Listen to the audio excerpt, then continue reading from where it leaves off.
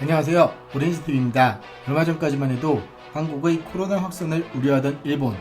그러나 이제는 상황이 바뀌었습니다. 1일 최대 900명이 넘은 확진자가 나왔던 한국은 지난 2일을 기점으로 하루 확진자가 100명 이하로 줄었는데요. 18일에는 8명의 확진자가 나오며 한 자릿수까지 떨어졌습니다. 그러나 일본은 2020 도쿄올림픽 연기 확정 이후 걷잡을 수 없이 확진자가 늘어나는 추세입니다. C19 사태에도 불구하고 성공적으로 올림픽을 치를 수 있다고 자신하던 모습을 더는 찾아보기 어려운 상황입니다. 확진자 수가 급증하자 그동안 조용히 대응하던 일본인들도 서서히 불안감을 보이고 있다는 소식이 이곳저곳에서 들려오고 있습니다. C19 사태의 진정세가 보이지 않는 일본에서는 마스크 품귀 현상이 일어나면서 마스크를 차지하기 위해 몸싸움을 벌이는 보기 드문 광경까지 펼쳐졌다고 하는데요. 좀처럼 자신의 감정을 밖으로 내놓기를 꺼려하고 남에게 피해를 끼치기 싫어하는 모습으로 우리에게 비춰지던 일본인들의 모습과는 조금 다른 모습이네요. 코스트코는 15일부터 19일까지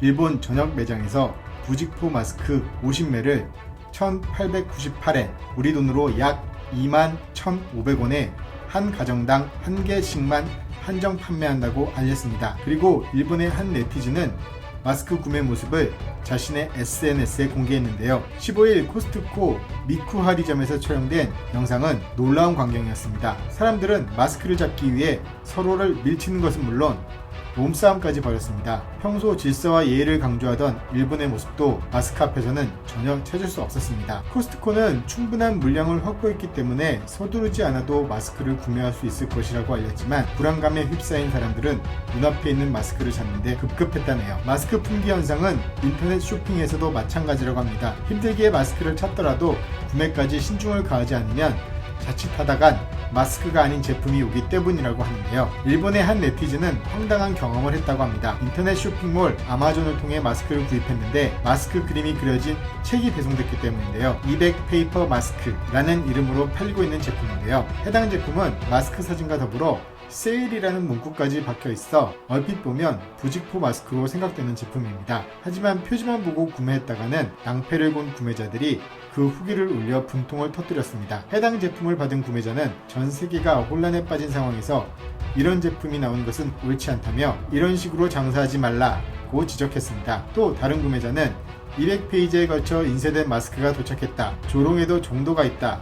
고 분통을 터뜨렸습니다. 대륙 시리즈라 불리던 중국의 황당 사례에서나 나올 법한 이야기가 우리가 선진국이라고 알고 있던 일본에서 벌어지고 있다는 사실이 매우 놀랍네요. 한국과 역전된 상황을 바라보는 일본의 당혹감은 방송에서도 쉽게 볼 수 있습니다. 일본의 유명 앵커 미야네 세이지는 자신이 진행하는 방송에서 4.15 총선 결과를 정리한 하라다 서울특파원의 보도를 접한 뒤 그는 한국은 C19를 어느 정도 봉쇄했는데 거기에 재양성된 사람 수가 증가했다는 보도도 있다.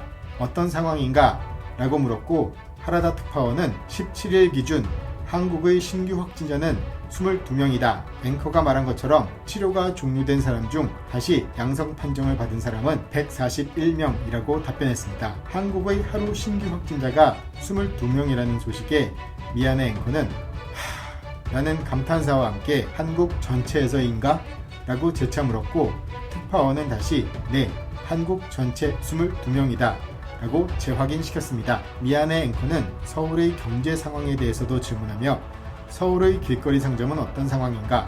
경제활동도 보통 때처럼 시작하고 있는 것인가? 라고 물었고 하라다 특파원은 네, 실은 서울은 한 번도 락다운과 같은 상황이 된 적이 없다.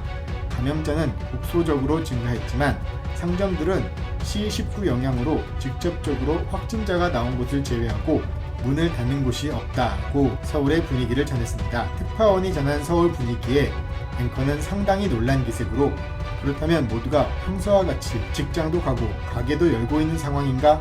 라고 재차 확인했고 특파원은 그렇다. 일단 정부는 사회적 거리를 지키라고 하고 있지만 강제력이 없기 때문에 자유롭게 외부로 나가거나 일하러 가거나 외식하는 것도 가능하다. 경제는 멈추지 않고 계속되는 상황인 것 이라고 말했는데요.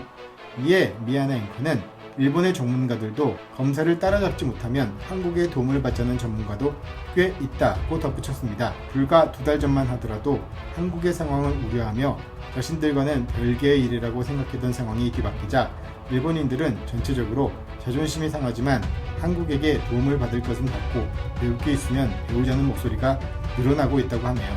오늘 소식은 여기까지입니다. 감사합니다.